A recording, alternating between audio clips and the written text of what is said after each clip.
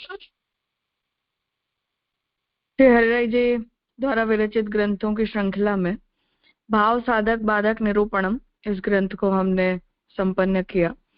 अब आगे श्री कृष्ण शब्दार्थ निरूपणम ये ग्रंथ प्रारंभ हो रहा है, जहाँ प्रभु का जो नाम है, इस नाम का जो अर्थ शास्त्रों से हमें प्राप्त होता है, उस अर्थ पर श्री हरिराय जी ने विचार किया है।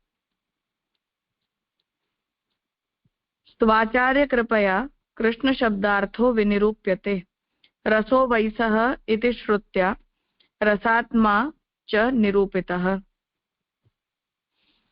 अपने आचार्य श्रीमद् वल्लभाचार्य जी की कृपा से कृष्ण शब्द का अर्थ कहा जाता है।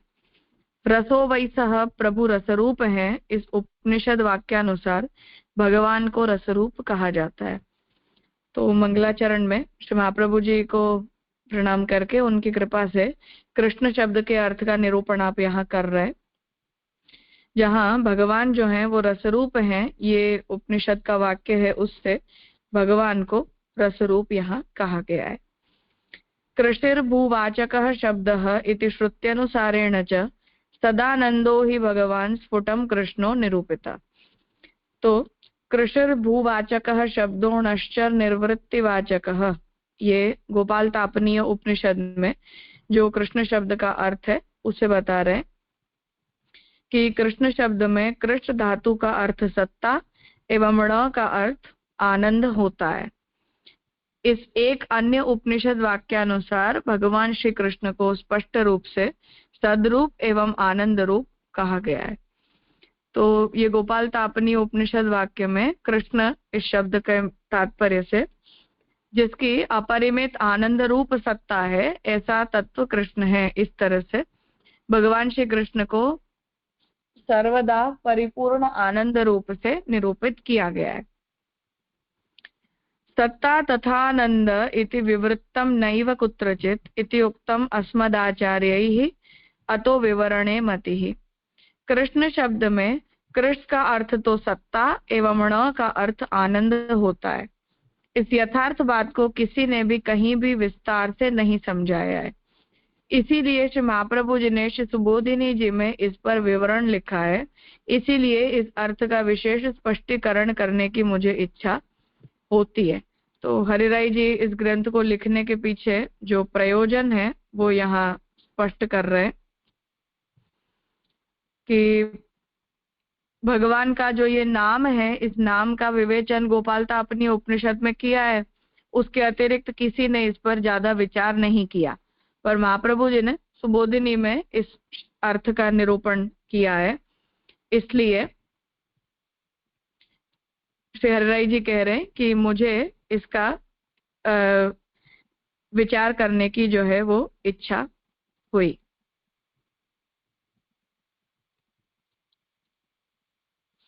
न भवेदेव जीवस्य तथापि तद उरीरितम त्वेमा स्त्रिय इति श्लोके अवगत्याचार्य संश्रयात्। अन्य जीव होने के कारण श्रीमद् आचार्य चरणों के द्वारा तथा श्री गोसाई जी के द्वारा बतलाई गई वास्तविक बातों को समझ नहीं सकते। अतः क्वेमा स्त्रिय इस श्लोक सुबोधिनी जी का आशय श्रीमद् वल्लभाधीश प्रभु के आश्रय से समझकर यहाँ कृष्ण शब्द का अर्थ बतलाता हूँ। तो अब यहाँ इसका रेफरेंस जो है वो बता रहे हैं कि हम जैसे जो लोग हैं वो सामान्य भाषा में जो भी निरूपण किया जाता है उसे भी हम शास्त्र में जो निरूपण है उसे हम समझ नहीं पाते हैं। उसे हम नहीं समझ पाने के कारण हमें जो है वो महाप्रभु का आश्रय लेकर और महाप्रभु जी की वाणी के द्वारा इसका अर्थ सोचने की आवश्यकता पड़ती है। इसलिए हमें जो है वो इसका जब हम अर्थ सोचते हैं तब हमें महाप्रभु की वाणी के द्वारा इसका अर्थ सोचना चाहिए, जिससे इस श्लोक में भागवत जी का जो क्वेमाः स्त्रियः श्लोक यहाँ कोट कर रहे हैं, इसकी सुबोधिनी में जिस तरह से महाप्रभु जी ने इसका विचार किया है उसे यहाँ लिख रहे हैं। वदामि कृष्ण शब्दार्थम वस्तुतोऽनुवदामि हि एक वाक्यत्वम उभयोः श्रुत्योः एव हि भासते। यथार्थतः देखा जाए तो श्री आचार्य जी ने एवं उसी श्लोक पर श्री गोसाई जी ने जितना विवेचन किया है उसका सार यहाँ कह रहा हूँ। तो हरिराय जी स्पष्ट कर रहे हैं कि उन्होंने स्वयं अपने विचार से इस शब्द के अर्थ का निरूपण नहीं किया है, पर आचार्य वाणी का ही सार यहाँ बता रहे हैं। उसका सार यहाँ कह रहा हूँ। रसो वैसः एवं कृषिर्भूवाचकः शब्दः, ये दो उपनिषद वाक्य वास्तव में एक ही कहते हैं। तो सार के रूप में जो पहली बात हरिराय जी निर्णय के रूप में अपनी तरफ से दे रहे हैं वो बता रहे हैं कि पहली बात तो ये है कि रसो वैसः ये श्रुति वचन, और कृषिर्भूवाचक शब्द ऋणस्यो निर्वृत्तिवाचक, यहाँ जो ब्रह्म की आनंद रूपता का निरूपण किया है, ये दोनों ही श्रुति वचनों का तात्पर्य तो एक ही है। क्या तात्पर्य है उसे समझा रहे कि रसवत्ता रसवताम हृदि संभवति स्वतः, भगवद रसवत्यस्तु स्वामिन्यो नात्र संशयः, अतः तद्हृदये सत्ता कृषिर शब्दाद् निरूप्यते, रसानंदश्च तत्रैव नकारेणैव बोध्यते। रसिकता रसिकों के हृदय में अपने आप उत्पन्न अथवा प्रकट होती है। जैसा हमने भक्ति रस ग्रंथ पढ़ा था तब हमने ये बात देखी थी कि रस जो है वो अनुभूति का विषय होता है, बाह्य विषय वो नहीं है, आंतर विषय है, आंतर रसानुभूति होती है। और उस रस को उद्बुद्ध करने वाले पदार्थ कभी बाहर भी होते हैं, कभी केवल आंतरिक भी हो सकते हैं, और वो उद्बुद्ध करने वाले जितने भी पदार्थ हैं वो उसी व्यक्ति के हृदय में उस रस का उद्बोधन कर सकते हैं जिस व्यक्ति के हृदय में रसानुभूति करने की योग्यता होती है। तो इसलिए वो अपने आप ही हमारे हृदय में उस रस का अनुभव प्रकट होता है। जो गोपीजन थी वे प्रभु विषयक रस धारण करती थी, उसमें कोई संशय नहीं है। अतः प्रभु के श्री गोपीजनों के हृदय में विराजने के कारण कृष्ण शब्द से भगवद रूप रस की सत्ता होना कहा गया है। उसी प्रकार नकार से रसात्मक आनंद का होना जाना जा सकता है। तो जैसे महाप्रभु जी आज्ञा करते हैं कि कोई व्यक्ति कितनी ही भक्ति कर ले, कितनी ही सेवा कर ले, परंतु भगवत भक्ति रस प्रकट उसी के हृदय में होता है जिस जीव का वर्ण भगवान ने भक्त होने के लिए किया है, या जिस जीव का वर्ण भगवान ने भक्ति फल प्रदान करने के लिए किया है, अन्यथा उस जीव के हृदय में भक्ति रस का उद्बोधन होता ही नहीं है। तो वही बात यहाँ समझाना चाह रहे कि जो गोपीजन है उन्होंने भगवान का जो रस है, भगवद रस है, उसे अपने हृदय में धारण किया है, और उन गोपीजनों के हृदय में जब वो भगवद रस रहता है उसमें भगवान की सत्ता होती है, क्योंकि भगवान और भगवद रस वो दोनों एक ही है। तो वो भक्ति रस की अनुभूति भगवद रस की अनुभूति है। तो वो भगवद रूप रस की सत्ता गोपीजनों के हृदय में होती है, और उसी आनंद में भगवान की सत्ता होती है, जिसे णकार के द्वारा रसात्मक आनंद के रूप में कहा गया है। अतः कृष्णः सदानंदः स्वामिनी हृदय स्थितः, सत्ता भगवतो वाच्या नित्या त्रैकालिकी यतः, आनंदश्च तथोपाधि रहितो नित्य एव हि, अतो ही स्थायी भावात्मा प्रभुर्वाच्यः श्रुतेर्मतः। इसीलिए सत एवं आनंद रूप प्रभु श्री कृष्ण श्री गोपीजनों के हृदय में विराज रहे। तो जो आनंद रूप भगवान की सत्ता है, उस आनंद रूप से भगवान की स्थिति गोपीजनों के हृदय में है। प्रभु की सत्ता तीनों कालों में नित्य रही हुई है, अतएव किसी भी प्रकार की उपाधि से रहित आनंद भी नित्य ही है। और ऐसी भगवान की जो सत्ता है वो तीनों काल में, मतलब नित्य स्थिति भगवान की होती है, और वो उपाधि रहित है, इसलिए वो आनंद रूप है और वो नित्य है। इसीलिए उपनिषदों में जिनका वर्णन किया है वैसे वो स्थायी भावात्मक भगवान हैं। तो श्रुतियां जो रसो वैसः वचन में निरूपण कर रही है और भगवान की जिस आनंद रूप सत्ता का निरूपण कर रही है, वो सत्ता और वो आनंद जो है वो भगवान जो ब्रजभक्तों के हृदय के अंदर स्थित है उन्हीं के लिए किया गया है। भरतोप्याह तद्रूपम स्थायी भावो रसः स्मृतः, स्वभावः प्रकृते वाच्यो यशोदोत्संग लालितः, अतो हि परमं तत्त्वम् एतदेव निरूपितं, जानीत परमं तत्त्वम् इति मत् प्रभुभिर्मुदा। नाट्य शास्त्रकार भरताचार्य ने भी रस का स्वरूप वही कहा है। नाट्य शास्त्र में जो स्थायी भाव है वही रस कहा गया है। तो यहाँ रस शब्द की अब परिभाषा श्री राय जी कर रहे कि भरत मुनि ने जो रस का निरूपण किया है उसमें जो स्थायी भाव है वही रस कहा जाता है। मतलब जो नित्य हमारे हृदय में स्थिर रहता है उसे हम रस कहते हैं, क्योंकि अस्थाई संचारी होता है तो वो रस नहीं कहा जाता है। वह स्थायी भाव श्री गोपी जनों के प्रसंग में श्री यशोदा जी के गोद में लालित श्री कृष्ण ही है। तो गोपी जनों के हृदय में तो जो भगवत भाव स्थिर हुआ है, जो भक्ति रस की वो अनुभूति अपने हृदय में कर रहे हैं, वो उनका स्थायी भाव है। और वो स्थायी भाव रूप भगवान यशोदा जी के पुत्र हैं। इसीलिए मेरे प्रभु श्री गोसाई जी ने अणुभाष्य के अंत में श्री यशोदा जी के गोद में खेलने वाले श्री कृष्ण रूप परम तत्व को ही जानो, ऐसा कहकर वे ही श्री कृष्ण परम तत्व है ऐसा कहा है। तो अणुभाष्य का जो 4th अध्याय है वो उसका भाष्य श्री गोसाई जी के द्वारा विरचित है। तो वहां श्री गोसाई जी ने ये बात कही है कि जो फल रूप तत्व का निरूपण श्रुतियों में किया जा रहा है वो यशोदोत्संग लालित भगवान ही है। तो जानीत परमम तत्वम यशोदोत्संग लालितम ऐसा कह के श्री गोसाई जी ने अणुभाष्य का समापन किया है। तो वहां इसी तत्व का परम तत्व के रूप में, परम रस रूप तत्व के रूप में निरूपण श्री गोसाई जी कर रहे हैं। इसलिए यही श्रुतियों के द्वारा निरूपित परम तत्व रसरूप तत्व है ऐसा हरिराय जी कह रहे हैं। कुछ पूछना है?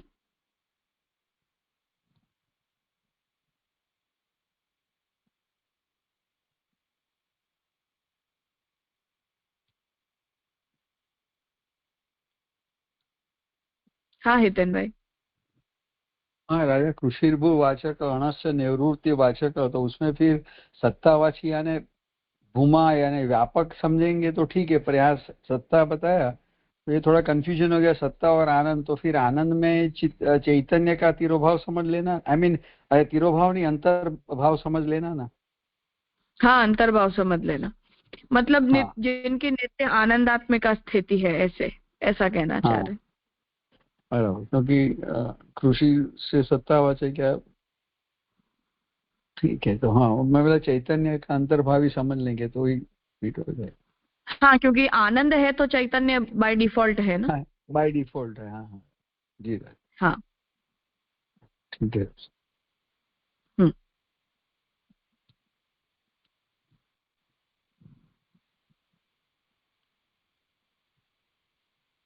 ठीक है। तत्त्वं हि सकलो भावः स्थायी स परमो मतः अतो वेदांत भाष्यांते पद्यमेतन् निरूपितम्। अतः तत्व अर्थात हृदय का समग्र भाव और परम अर्थात स्थिर। तो जो गोसाई जी ने जानीत परमम तत्वम यशोदोत्संग लालितम ये वचन लिखा है उसकी व्याख्या हरिराय जी कर रहे हैं कि तत्व शब्द का मतलब ब्रजभक्तों के हृदय का समग्र भाव। उन्होंने अपने हृदय से जो निर्णय किया, क्योंकि तत्व उसे हम कहते हैं जो सार होता है, अल्टीमेट होता है। तो हृदय में उन्होंने सार के रूप में भगवान का निर्धारण किया, उसे तत्व कह रहे। और परम मतलब जो स्थिर है, चलित नहीं है। अतः वेदांत भाष्य अणुभाष्य के अंत में ऊपर लिखा हुआ जानीत परमम तत्वम यह पद्य कहा गया है। इसीलिए इसी तत्व का निर्णय करते हुए, क्योंकि भाष्य जो है वो शास्त्र वेदांत शास्त्र के तत्व का, परम तत्व का निर्धारण करने के लिए विरचित है। तो वहां जो ये अंतिम पद्य श्री गोसाई जी लिख रहे हैं उससे ये सिद्ध होता है कि इसी गोपीजनों के हृदय में स्थित जो भगवान है उन्हीं का परम तत्व के रूप में निर्णय श्री गोसाई जी ने करना चाहा है। यतः प्राथमिको भावो ह्ययमेव हि दृश्यते एतद् भावेन भगवान आविर्भूतो विराजते। क्योंकि सबसे पहले जो टेक्स्ट है उसमें गलती है, भगवान आविर्भूतो विराजते, तो एक नकार जो है वो ज्यादा का है, एक ही न आएगा इसमें। क्योंकि सबसे पहले उत्पन्न होने वाला भाव ही रति रूप भाव है। उस रति रूप भाव से प्रभु प्रकट होते हैं। रति अर्थात प्रेम के बिना भाव की संभावना ही नहीं है। तो आत्मरति के अर्थ में यहाँ रति शब्द का हरिराय जी उपयोग कर रहे हैं कि भगवान ने सबसे पहले तो अपने आप को पहचाना कि मैं ब्रह्म हूँ। तो श्रुति में जैसा निरूपण आता है कि पूरा अंधकार था प्रलय के बाद, और उस स्थिति में भगवान ने पहले अपने आप को जागृत किया योग निद्रा में से। उस आत्मरति से भगवान ने फिर अपना विस्तार करना चाहा और सृष्टि को प्रकट किया। तो सबसे पहले भगवान ने उस आत्मरति को ही जागृत किया है, आत्म प्रेम को जागृत किया है, और उस आत्मरति रूप भाव से भगवान जो है वो स्वयं अपने आप को ही प्रकट करते हैं। स्वभावः कथितः तत्र यशोदायाः सुतोद्भवम् इति पद्ये तद विशिष्टः स्थायी भावो निगद्यते। तो श्रुति भागवत जी में इसी बात को कहा गया है, उसका उदाहरण यहाँ दे रहे कि श्री यशोदा जी को पुत्र की उत्पत्ति हुई, यह बात सुनकर आनंद से भरपूर श्री गोपी जनों ने वस्त्रादिक से अपने आप को श्रृंगारित किया। इस श्लोक में यही भाव कहा गया है। वह जो आनंद, उससे युक्त जो भाव, वही यहाँ स्थायी भाव कहा गया है, और वही प्रभु श्री कृष्ण। तो जब गोपी जनों को ये पता चला कि यशोदा जी के वहां पुत्र का प्राकट्य हुआ है, तब उन्होंने तुरंत ही, ये तो हमारे ही हृदय के द्वारा भावित जो भगवान हैं वो प्रकट हुए हैं, ऐसा उन्होंने अपने लिए जाना। और जब उन्होंने ऐसा जान लिया, तब ऐसा जानने पर उन्होंने अपना श्रृंगार किया, और फिर श्रृंगार करके और वो ठाकुर जी को देखने के लिए नंदराई जी के घर पर गई। तो वहां उन्होंने जो अलंकरण किया है, उस अलंकरण का भाव ये है कि वो आत्मरति का भाव है कि हम अपने आप से प्रेम करते हैं, इसलिए हम अपना अलंकरण करते हैं। तो आत्मा के द्वारा भावित जो प्रभु हैं वो प्रकट हुए हैं, ऐसा जानकर उन्होंने अपने आप को अलंकृत किया। तो वहां जो भाव का निरूपण किया गया है वो आनंद से युक्त ही वो भाव है, और वही यहाँ स्थायी भाव कहा गया है जो गोपी जनों के हृदय में स्थित होता है। यम आलम्ब्य अखिलानां ही भावानां इह चोद्भवः स एक स्थायी भावोऽसौ गूढ़ भावो निरूप्यते। जिसके अवलंबन से इस जगत में दूसरे सर्व भावों की उत्पत्ति होती है, वही स्थायी भाव है और वह गूढ़ भाव है। तो सबसे पहले वो आत्मरति के द्वारा उस प्रकार का आत्मभाव ब्रह्म ही अपने अंदर प्रकट करते, और उस प्रकार का प्राकट्य भाव का, जब भगवान के आत्मभाव का प्राकट्य जब भगवान के अंदर होता है, तो उसी से ये सृष्टि के अंदर अन्य सभी भाव प्रकट होते हैं। तो श्रुति ने रसो वैसह ऐसा कहने से पहले स सर्व रसः स सर्व गंधः ऐसा कहे कि ब्रह्म के अंदर उन सभी रसों का समावेश आया, जिस वजह से हमने भक्ति रसत्ववाद में भी इस बात को देखा था कि महाप्रभु जी ने वहां ये कहा कि ब्रह्म को हम किसी एक प्रकार के रस की बाउंड्रीज में बांध नहीं सकते, पर ब्रह्म के अंदर हमें सभी रसों का स्वीकार करना चाहिए, इसलिए हमें उन्हें केवल श्रृंगार रसात्मक आदि नहीं कहना चाहिए। तो उस बात को यहाँ हरिराई जी कह रहे हैं कि वो आत्मभाव है भगवान का, वो भगवान की आत्मरति है, और उस आत्मरति से फिर जितने भी भाव हैं उन सभी भावों का उदय होता है। तो उन सभी का अल्टीमेट अवलंबन जो है वो तो भगवान ही होते हैं, भगवान का ही आत्मभाव होता है, और वही स्थायी भाव है और वही गूढ़ भाव है जो ब्रजभक्तों के हृदय में रहता है। तद अंकुरः तदुत्पन्नः कामात्मा यदिदैवतम् तद्गतो यो रसः प्रोक्तः तदेतत् तृतीयं पुनः मिलितं कृष्ण शब्दार्थौ भावात्मा मन्मथो रसः तल्लक्षणात् स श्रृंगारः साकारः श्रुतिबोधितः। इस गूढ़ स्थायी भाव का अंकुर एक ही है, उसमें से उत्पन्न होने वाला आदिदैविक काम वह दूसरा, एवं आदिदैविक काम में रहने वाला जो रस वह तीसरा। ये तीनों एक रूप होने पर साक्षात मन्मथ रूप भावात्मक श्री कृष्ण स्वरूप कृष्ण शब्द के अर्थ के रूप में रहे हुए। तो ये जो गूढ़ स्थायी भाव है जो भगवान के अंदर आत्मरति के रूप में रहता है, वो अंकुर है, वो बीज है। उसमें से सबसे पहले एक आदिदैविक काम प्रकट होता है, भगवत प्राप्ति की आकांक्षा, और फिर उसमें से आदिदैविक काम में रहने वाला एक रस प्रकट होता है, वो तीसरा। पर ये तीनों में मूल तत्व के रूप में तो भगवान ही रहते हैं, मतलब इन तीनों में भगवान भगवत रूप ही ये तीनों अनुभूतियां हैं। तो इस प्रकार वे तीनों रूप श्रृंगार रस जो रसो वैसः एवं कृषिर्भूवाचक शब्द णश्चो निर्वृत्तिवाचक इन श्रुति वाक्यों में बतलाया गया है, वह आनंदाकार स्फुट होता है। इस विषय में हरिराय जी थोड़ा सा डिफर करते हैं। जो भक्ति रसत्ववाद की टीका में श्यामकाका जी ने भी हरिराय जी के इस मत को थोड़ा सा काउंटर किया था कि क्योंकि हरिराय जी जो हैं वो भक्ति के भाव को रसानुभूति को जो है वो ब्रजभक्त और भगवान के बीच में स्थायी मानते हैं। उस वजह से सर्वत्र जो है वो श्रृंगार रस को, जैसे नाट्य शास्त्र में भी श्रृंगार रस ही प्रथम रस के रूप में माना गया है, मुख्य रस रूपता। अन्य जितने भी हैं वो श्रृंगार के बाद के अवान्तर माने गए हैं, मुख्य रस के रूप में केवल श्रृंगार रस ही स्वीकार्य है। उसी थियरी को हरिराय जी भी एक्सेप्ट करते हैं कि ब्रजभक्तों के हृदय में फिर भी, पर वो श्रृंगार रस भी लौकिक नहीं है, अलौकिक है, पर वो श्रृंगार रस रूप है भगवान, और वो ब्रजभक्तों और भगवान के बीच में उस प्रकार का भाव है, अलौकिक श्रृंगार रस, ऐसा श्री हरिराय जी एक्सेप्ट करते हैं। जिसे श्री श्यामकाका जी ने भक्ति रसत्ववाद के ऊपर की जो रस प्रकाशिका टीका है वहां इस विषय पर प्रश्न उपस्थित किया था कि हरिराय जी इस विषय में जो निरूपण करते हैं वो स्पष्ट नहीं हो पाता है। पर ओवरऑल यहाँ जो आप आज्ञा करने चाह रहे हैं, श्रृंगार रसात्मक होने के बावजूद भी ये डिफरेंशिएशन जरूर है कि वो लौकिक श्रृंगार नहीं है, अलौकिक है। तथापि उसे केवल भक्ति नहीं, भक्ति रस इन जनरल नहीं कह के भगवान और ब्रजभक्तों के बीच का जो विरहात्मक भाव है वो श्रृंगार रसात्मक है, ऐसा हरिराय जी स्वीकारते हैं। तो उसे यहाँ बता रहे हैं कि वो ओवरऑल उस प्रकार का भाव ब्रजभक्तों का है जिस भाव के द्वारा भावित भगवान ब्रजभक्तों के हृदय के अंदर नित्य स्थिति करते हैं, और उस प्रकार की भगवान की जो स्थिति है वो श्रृंगार रसात्मिका स्थिति है, और उसी श्रृंगार रसात्मक स्थिति में जो भगवान का रूप विराजमान रहता है उसे ही हमें आनंद रूप मानना चाहिए। भावेन अंतः स्थिते नैव पोष्यतेन्तर्गतो रसः अतो ही स्वामिनी भावे रसात्म परिपोषणम। हृदय में आने वाले भाव के कारण ही हृदय में रस को पुष्टि प्राप्त होती है। अतः श्री गोपीजनों के भाव से रसात्मा श्री कृष्ण का परिपोषण है।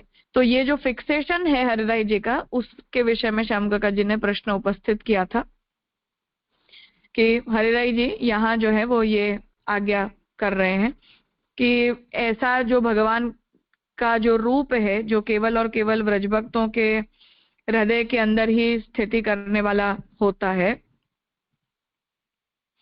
उस प्रकार का भगवान का जो रूप ब्रजभक्तों के हृदय में स्थित रहता है, उस रूप का जो पोषण है वो उस रूप का पोषण भी ब्रजभक्तों के भावों के द्वारा ही संभव है।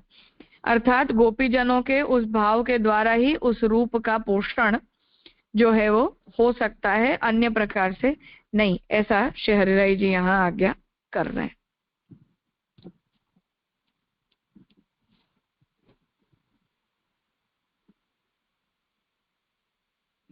कुछ पूछना है?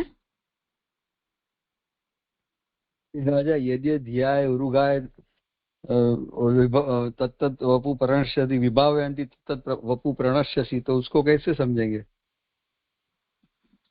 वहां तो हरिराय जी यही कहते हैं कि ब्रजभक्तों के भावों से भावित जो है वही पुष्टि प्रभु होते हैं, अन्य भावों के द्वारा मर्यादा रूप से भगवान भावित होते हैं, शुद्ध पुष्टि नहीं है वो।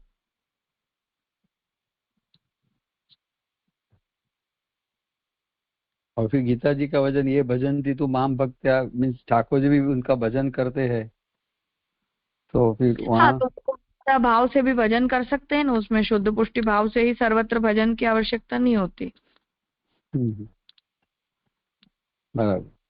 पर यानी जो साक्षात ठाकुर जी यानी पुरुषोत्तम प्रभु श्री कृष्ण जो इन्वॉल्व होते यानी भक्त के भाव अनुसार, फिर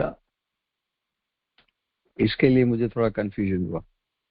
हाँ, मैं इसीलिए कह रही हूँ कि भक्तों के भाव विभिन्न प्रकार के होते हैं, इसमें कोई डाउट नहीं है, और उन सभी भावों को भगवान पोषित भी करते हैं, इस बारे में भी कोई डाउट नहीं है, पर वो प्रत्येक भाव पुष्टि भाव होता है ऐसा नहीं। अच्छा, मीन्स एज पर हरिराय महाप्रभु चरण। हाँ ओके, यानी वो ऐसे ही करते कि जो गोपीजनों का भाव था वही यदि भाव हमारा स्थायी भाव बने तो और रस निष्पन्न हुए तो वो आनंदात्मक या श्री कृष्ण रूप है। हाँ बिल्कुल। हम्म। ठीक है राजा जी हम्म, राजा। मतलब पुष्टि रूप है और पुष्टि रूप होने से वो परब्रह्म है, ऐसा परब्रह्म की स्थिति है ऐसा। हाँ हाँ अन्यथा तो बराबर। फिर तो भगवान के विभूति आदि होते हैं या थोड़ा सा तिरोहित आनंद वाला रूप होता है, वो सारे प्रकारों से समझ ले। बराबर। जी राजा। जो 3 प्रश्न हैं अर्पिता बहन, पूर्णिमा बहन और प्रणव भाई, आप लोग कल पूछ लीजिएगा, उसके बाद हम ग्रंथ आगे लेंगे। आज थोड़ा विलंब हो जाएगा इसलिए रखते हैं आज। प्रणाम राजा, कल आप लोग प्रणाम पहले राजा। पूछ लेना फिर करेंगे।